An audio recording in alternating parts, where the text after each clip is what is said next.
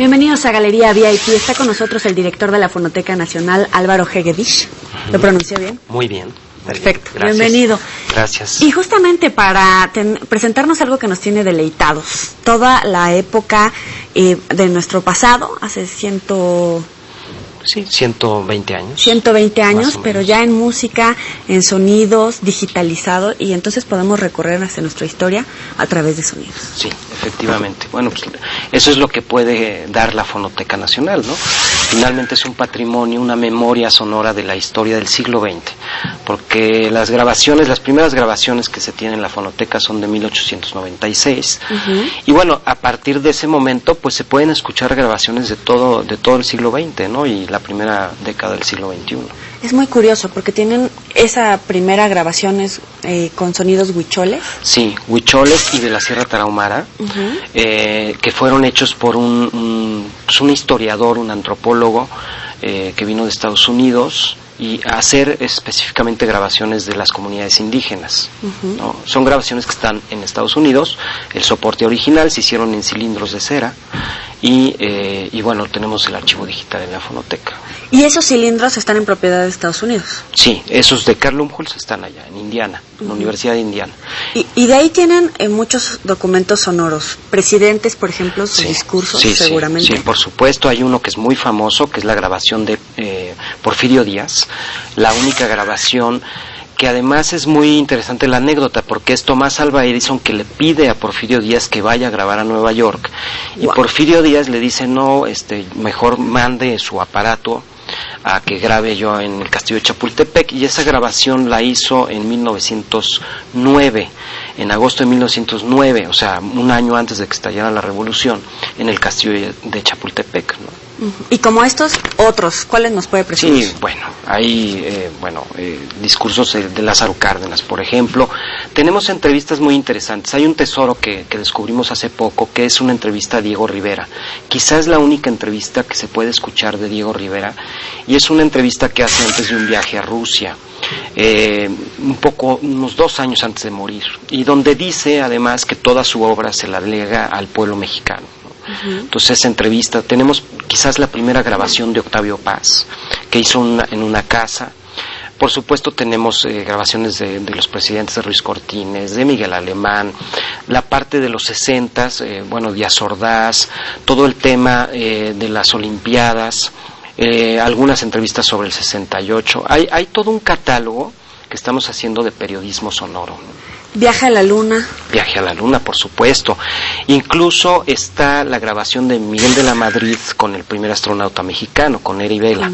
Y esa grabación está en la Fonoteca. Del 68 mencionaba, ¿qué tienen? Del 68 hay algunas entrevistas posteriores al momento del 68, alguna con Díaz Ordaz, y básicamente, y tenemos música que se generó a partir del 68. ¿Del movimiento revolucionario, alguna entrevista, música? Tenemos mucha música. Hay que decir que en la revolución, antes de la revolución vinieron las casas grabadoras, que las primeras casas grabadoras de discos, a hacer algunos discos, pero con la revolución se fueron. Entonces, sobre todo tenemos grabaciones del himno nacional, las primeras grabaciones que se hicieron, varias, y tenemos a la Orquesta Típica Mexicana, la Orquesta Típica de México, con mucha música de la época de la revolución. Sin duda un viaje, definitivamente, solamente con escuchar no solamente los sonidos, sino tal vez hasta la textura propia de mucha época. Claro, es muy interesante, porque no es lo mismo leer la historia, porque leerla pues alguien la escribió, que quizás no la vivió, a escuchar la voz en el momento en que está sucediendo el acto, el hecho histórico. No es lo mismo escuchar la voz del presidente diciendo el discurso de expropiación petrolera a leerlo en un libro, ¿no? Las inflexiones de la voz dicen muchas cosas, ¿no? ¿Y qué es más fácil rescatar? ¿Los documentos sonoros que vienen, por ejemplo, en estos hilos de seda, en cassette, en la cinta típica, disco? Bueno, lo más difícil, son los soportes antiguos, los de alambre, por ejemplo, pero también hay el DAT. Se grabó mucho en DAT, que es como una cinta magnética digital digital, pero más chiquita. Entonces el problema es que el reproductor de DAT es muy inestable, ¿no? Entonces, por ejemplo, esa es una cinta que es muy difícil. Hay mucha gente que ha digitalizado en DAT o que digitalizó en DAT, pero que la verdad es que hay que pasarlo a disco duro. Y el soporte quizás más estable es el disco, el acetato, el LP, de pasta, cualquier tipo de disco, porque finalmente es un mecanismo físico de grabación de la onda sonora. ¿El CD? El CD no, el CD es súper inestable. El CD regrabable, por ejemplo, dura 5 años. A partir de 5 años se empieza a perder información. Entonces tal vez lo puede uno escuchar, pero ya no escucha todas las frecuencias que grabó. Entonces, sí, el CD es quizás lo peor. ¿Y el estilo sonoro, por ejemplo, de nuestro México, cómo ha ido cambiando? No sé, en las entrevistas, en los discursos, en la música. Híjole, bueno, muchísimo, o sea, muchísimo. Y esa es una de las oportunidades que da la fonoteca, que por ejemplo los chavos pueden ir a escuchar cómo narraban los partidos de fútbol en los 70s, por ejemplo, o cómo hacían una entrevista en los 50s, ¿no? Por ejemplo, para presentar a alguien en los 50s, por ejemplo, esta entrevista de Diego Rivera, bueno, la presentación es toda una elocuencia del lenguaje del entrevistador, y bueno, ahora ya hay una... Vamos con Álvaro, como la acabo de hacer súper corta y... Sí, exacto. O sea, es mucho más directo, no hay tanta floritud en el lenguaje, incluso en las crónicas de fútbol, ¿no? Por ejemplo. Y es muy interesante ver cómo ha cambiado. Y bueno, tienen varios proyectos. ¿México suena así? Sí. Pues México suena así es un mapa, es una plataforma virtual en internet que vayan a la página, es www.fonotecanacional.gov.mx. México suena así. Es un mapa donde cualquier persona puede grabar un sonido y subirlo. Y es un mapa que está georreferenciado con Google Maps. Entonces yo puedo poner un sonido que grabé en Veracruz, en el puerto de Veracruz, grabé en los portales, lo subo y aparece ahí, digo un texto. Entonces es una plataforma como una especie de red social sonora para que todos los mexicanos o quien quiera le ponga sonido a México, ¿no? ¿También se pueden subir nuestros propios sonidos? Sí, claro, lo que sea, o sea, lo que sea que esté grabado en digital se puede hacer. Esa es una plataforma en MP3. Y después tenemos una red virtual de audiotecas que también es importante porque la fonoteca se puede visitar en la Ciudad de México, pero ahorita ya tenemos 40 audiotecas en distintas ciudades del país donde pueden escuchar y consultar toda la base de datos, que es uno de los acervos sonoros más importantes y más ricos del mundo, hay que decir. De América Latina muy destacable. Sí. Más de 50,000 horas digitalizadas. Sí. Eso es un reto y un logro, porque en 3 años y medio hemos hecho esto. Suiza, por ejemplo, hace 6,000 horas al año. Nosotros estamos haciendo como 16,000 horas al año. Y hay que decir que estas horas están digitalizadas en el más alto formato de frecuencias que pueden ser restaurados los audios. Y de esa manera también la gente los puede escuchar bien, porque si no se escuchan. ¿Quiénes son los especialistas o cuáles son las especialidades de estas personas para determinar qué se va a digitalizar, qué se va a rescatar y qué no?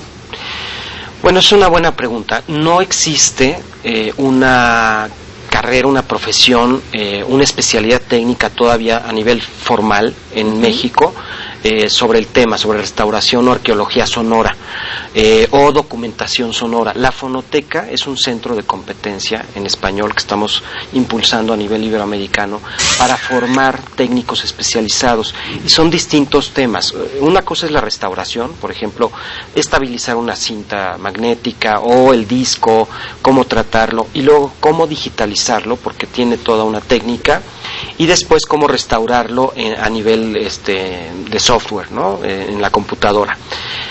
Eso es por un lado. Y por otro lado, la selección es muy importante. La selección realmente es, yo he invitado a muchos especialistas, pero también conocedores de colecciones. Tenemos, por ejemplo, colecciones de radio muy importantes o colecciones de discos. Los dueños que han donado esas colecciones de discos los conocen muy bien. Entonces hacemos una selección y eso es lo que digitalizamos. ¿Tienen de Bellas Artes, Radio UNAM? La XCW. Que bueno, ahí ya es... Bueno, la XCW es uno de los acervos más grandes de radio, quizás del mundo. Y bueno, también tenemos la XLA, toda la discografía de la estación de radio XLA, que fue la primera estación de música clásica. Tenemos también una colección de un particular que es Armando Pous, más de 35,000 discos, que es enorme, y algunas colecciones de las embajadas de España, de Francia, etcétera, ¿no? Hasta radionovela, ¿no? Entiendo radionovela, que tienen completas. Toda, Chucho el Roto, Anita de Montemar, muchas radionovelas que se produjeron en la W. Y también tenemos, Radio UNAM, IMER también, el Instituto Mexicano de la Radio, tenemos también, y Radio Educación también. Entonces, por ejemplo, tenemos todos los programas de Plaza Pública de Granados Chapa, por ejemplo, ¿no? Que ya con eso. Sí. Vamos a otro nivel. ¿Y el programa de Ibermemoria? Bueno, Ibermemoria es precisamente el posicionamiento de la Fonoteca Nacional y de México como el país líder en Iberoamérica, que incluye España y todos los países de América Latina, para crear un programa de rescate de archivos en riesgo. La verdad es que nosotros tenemos uno de los acervos y patrimonios más ricos a nivel sonoro, México, Colombia, Bolivia, toda América Latina, y estamos impulsando una plataforma para rescatar archivos. En México lo que estamos haciendo es rescatar los archivos de las radios culturales indígenas junto con la Comisión de Desarrollo de Pueblos Indígenas. Ellos tienen una red de radios culturales. Ahí se han grabado las memorias de cómo tocaban la música hace 50 años, las lenguas tradicionales, toda la comunidad. Las radios culturales indígenas son parte de la memoria viva de esas comunidades. Lo que estamos haciendo es rescatar esas cintas y devolvérselas para que las puedan escuchar, porque antes no las podían escuchar. Y esto es un proyecto piloto que ya fue considerado como un proyecto de buenas prácticas por la UNESCO. Entonces, finalmente la Fonoteca lo que está haciendo es crear un programa de formación y de rescate de archivos en riesgo. Eso es Ibermemoria. Y Cabo San Roque, que se va a presentar en el Vive Latino, pero es muy interesante. Sí. Bueno, lo que pasa es que ahí, nosotros siempre que hablamos de una fonoteca o de algo que suene a biblioteca, fonoteca, pensamos que es solo para investigadores, especialistas, no, nada más lejano ahora. Y no, la fonoteca tiene que ser un lugar para todo el público, para que además los artistas contemporáneos y de todos los géneros puedan acceder a esos documentos sonoros y crear. Entonces, esto de Cabo San Roque es parte del programa de residencias de creación de la Fonoteca Nacional. Invitamos, es un grupo español de rock o de música, bueno, son músicos. Lo que hacen ellos es buscar materiales en distintos lugares. O sea, por ejemplo, hicieron un instrumento musical a partir de una fábrica de galletas. Entonces los invitamos y yo les dije, bueno, váyanse a las bodegas en México, a la Merced, a donde quieran, y encuentren materiales mexicanos y creen instrumentos musicales con esos materiales. Y lo que hicieron fueron 5 árboles, se llaman los árboles aullaron, y son 5 instrumentos musicales que, por ejemplo, hay uno que son puras botellas de, voy a decir marcas que ya no existen, Orange Crush, etcétera, etcétera. Ajá. Y son instrumentos musicales, ellos los hacen y que generan la composición, y los pueden escuchar ahí en la Fonoteca Nacional.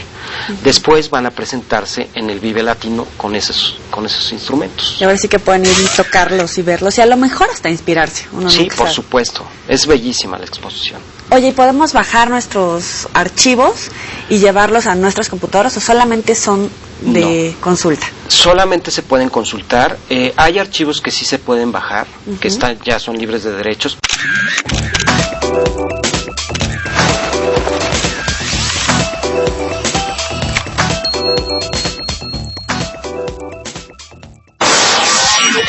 ¿Quién te llamó cuando estábamos en el club? Celos enfermizos.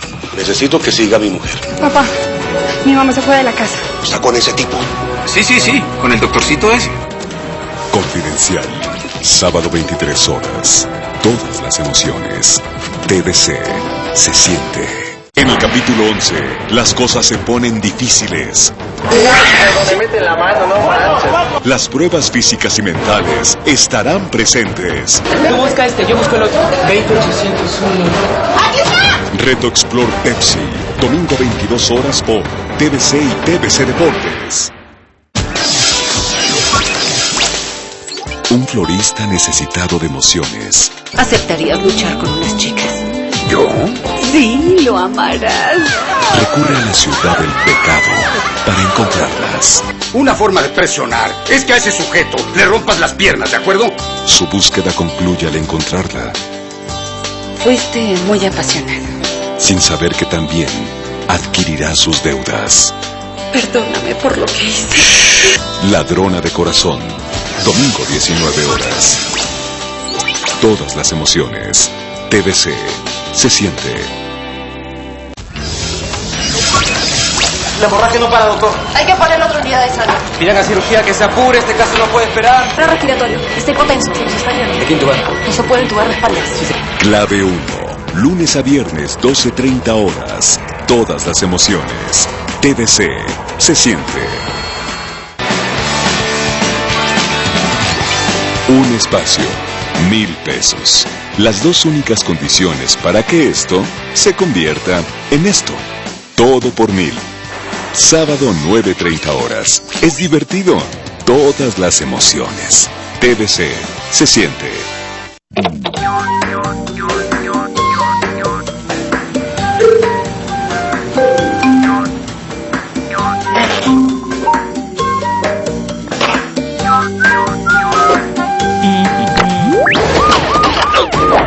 Robar señal de cable tiene consecuencias. Un espacio necesariamente verde. Dale media hora al planeta. TVC en ambientales. Lunes a viernes 14:30 horas. Es objetivo. Todas las emociones. TVC se siente. Queremos consentirte con más emociones. Manda tus comentarios a tvc@pctv.mx.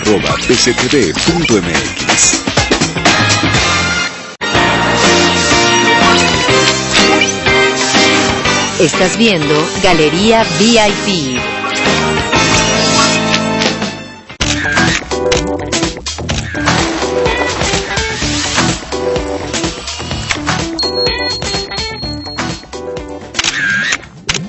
Gracias por continuar con nosotros en Galería VIP. Álvaro, ¿qué nos recomiendas a la gente de a pie para acercarnos a la fonoteca? En este sentido de que no es solamente para investigadores, sino también nosotros podemos husmear por ahí y encontrarnos algunas sorpresas. Claro, bueno, lo primero es que vean las actividades que tenemos. Además, la fonoteca es un lugar precioso. Es una casona en Coyoacán. Es un lugar que quien viva en la Ciudad de México pues vaya, porque es como un oasis. Tiene un jardín, es una casa histórica que se restauró. Y ahí lo que pueden encontrar es sesiones de escucha. Hacemos sesiones en el jardín, hay un jardín sonoro, ahí pueden ir a escuchar música, a escuchar paisajes sonoros. Por ejemplo, estamos haciendo grabaciones de los paisajes sonoros de México. Entonces tenemos el paisaje sonoro de Veracruz, estamos por presentar Oaxaca, etcétera. Y escuchar música de esos estados, ¿no? También tenemos sesiones de escucha, donde van personalidades o personajes. Por ejemplo, hicimos uno con Eugenia León, y que invitamos, por ejemplo, ahí estuvo las últimas veces que estuvo el maestro Manuel Esperón, estuvo en la fonoteca platicando sobre las grabaciones. Ahorita tenemos uno de música popular mexicana, con el bolero con Jaime Almeida, o tenemos uno sobre los iconos del rock. Entonces están yendo del rock mexicano, entonces bueno, pues pronto ya Alex Lora, ya fue Rocco, a platicar sobre cómo han grabado, y se escucha. Y luego en la fonoteca tenemos una audioteca, y tenemos en la audioteca la posibilidad de que quien quiera hacer un círculo de escucha lo puede hacer. Entonces, por ejemplo, si quiero escuchar los programas de Cricri con mi hijo, bueno, puedo ir los viernes o los sábados a escuchar el programa de Cricri, y en la audioteca se puede generar este círculo de escucha. Incluso hasta para universitarios, ¿no? Si alguien se quiere, algún profesor o alguna universidad quiere organizar una sesión para escuchar radionovela o cualquier otro documento sonoro, pueden organizar. ¿El mínimo es de cuántos? 5 personas. ¿En cualquier sede en la República? En cualquier sede en la República, son 40 sedes. En la página pueden ver dónde están las sedes, y además estamos poniendo más sedes, o sea, vamos a tener cobertura a nivel de todo el país. Si me gusta el jazz, por ejemplo, ¿también puedo organizar? Por supuesto. En la fonoteca tenemos catálogos temáticos, entonces quien quiera puede llegar a la fonoteca, a una estación individual, y escuchar. Hay un catálogo de jazz mexicano, y entonces ahí puedo escoger lo que quiera, o puedo decir que vamos a ir a un grupo y programar un círculo de escucha. ¿Y cuál ha sido hasta este momento el evento, el descubrimiento que lo haya conmovido más de haber escuchado solamente? Híjole, eso es bien difícil. Bueno, uno de los bueno, uno de los hechos terribles que es muy impactante, quizás no conmovedor, pero impactante, es la llamada telefónica que hace Talina Fernández a Jacobo Zabludovsky cuando muere Colosio. Okay. Es muy impactante. O la crónica del terremoto del 85. Pero también es muy interesante cuando, por ejemplo, Cricri relata cómo le puso Cricri al personaje. O sea, son cosas muy que nos las han contado, quizás a nuestra generación, ya los niños no lo conocen, y ojalá lo puedan conocer. Eso, o por ejemplo la voz de Octavio Paz. Octavio Paz, mucha gente lo ha escuchado en muchos programas, él hizo muchos programas de televisión, pero la primera vez que grabó, y él dice ahí que tiene una voz fea. Entonces dice, ay, no, yo con esta voz que tengo no quiero grabar, pues un poema, ¿no? Pues mis poemas son bonitos, porque mi voz no. Pero él lo dice, es muy humano, ¿no? Es como ver el lado humano de las personas. Por esa época en la que lo grabó todavía no vivía en la casona de Alvarado. Sí, no, vivió ahí los últimos, 1 año y medio vivió ahí.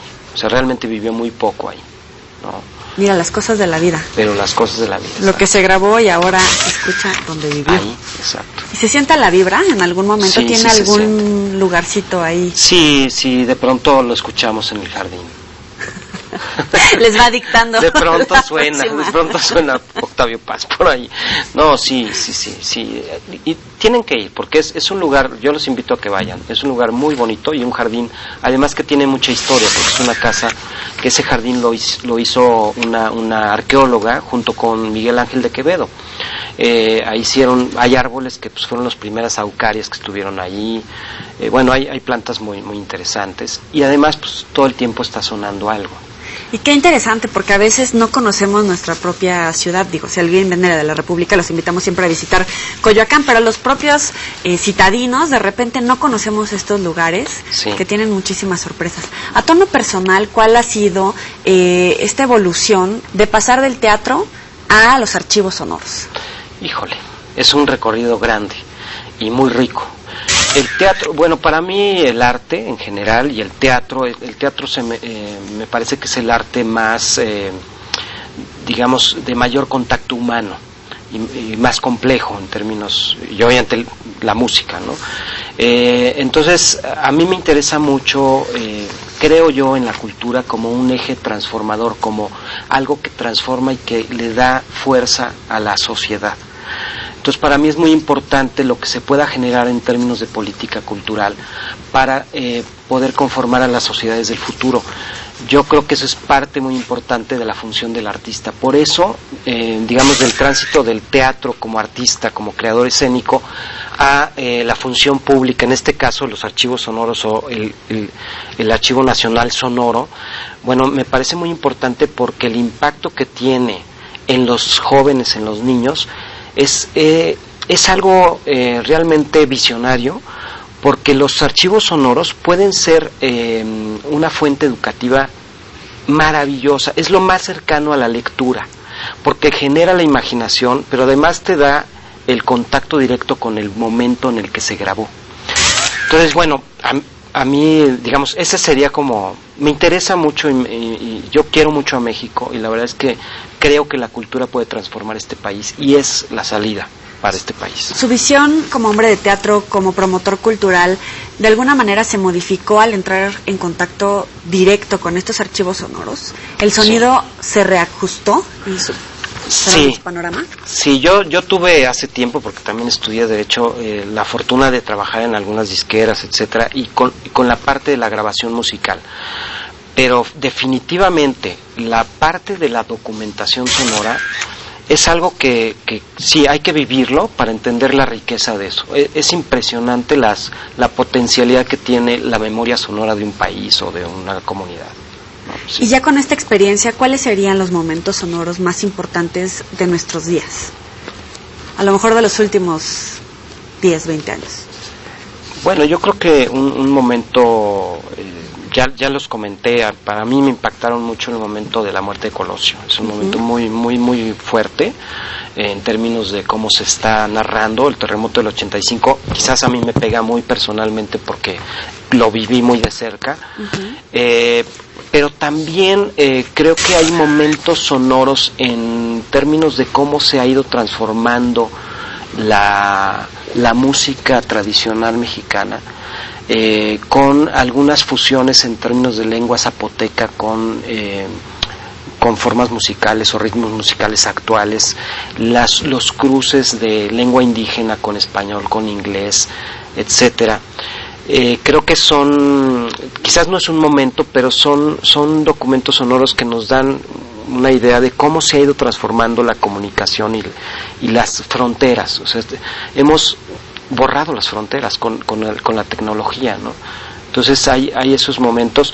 Y bueno, híjole, es que hay muchísimos momentos, muchísimos. Obviamente cuando Miguel de la Madrid habla con Neri Vela es impresionante escucharlo. Bueno, ya lo dije, Lázaro Cárdenas, la expropiación petrolera. Lo más reciente quizás, yo creo que es lo de Coleso, lo que más me ha impactado. Uh-huh. Cuando era pequeño, antes del teatro, antes de la licenciatura en leyes, hacia atrás, ¿qué era realmente el sueño? ¿En algún momento cruzó por su mente la cuestión del teatro, lo sonoro? Bueno, sí, la verdad es que la música en mi infancia siempre fue un elemento muy importante. No la música clásica solamente, o lo que conocemos, o sea, no es que a mí me llevaran a conciertos, pero todo el tiempo había música y había también, por cuestiones de mi familia, mucha relación con cantautores y cantantes mexicanos y españoles. Entonces, sí, la música era muy importante para mí. De hecho, yo empecé como artista estudiando canto. Yo estudié canto y canté zarzuela. Wow. Y después ya hice teatro, y un teatro, a mí me importa mucho la calle, el espacio público, y entonces hice mucho teatro en espacios alternativos, en espacios públicos donde la gente no tiene acceso a esa forma de arte. Entonces mi infancia sí fue más hacia el canto, uh-huh, hacia el canto, y de ahí me llegó la parte teatral, ¿no? La parte escénica, ¿no? ¿En algún momento podría mezclar esta parte artística con lo sonoro, con una producción como tal? ¿Cómo? A lo mejor llevar al teatro algo de lo que escuchó. Sí, en claro, por supuesto. De hecho, yo las creaciones escénicas que he hecho, últimamente no he hecho tanto porque me he dedicado mucho a la función pública, al servicio público, pero todo tiene que ver con la música y con grabaciones. Sí, hay toda una banda sonora, porque son espectáculos que hago normalmente en espacios históricos, en espacios alternativos, no en teatros cerrados. Entonces sí, definitivamente. La música siempre está presente, siempre. Ya lo veremos. Los retos de la fonoteca. Híjole, los retos de la fonoteca. Generar una total cobertura nacional, enriquecer el acervo, poder incidir en una normatividad que resguarde el patrimonio. El patrimonio sonoro es un patrimonio de los más jóvenes y no existen normas que lo protejan. Entonces ese es uno de los grandes retos a nivel, y no solamente a nivel México, a nivel iberoamericano, pero creo que en México llevamos la vanguardia y creo que podemos generar una normatividad que proteja este patrimonio.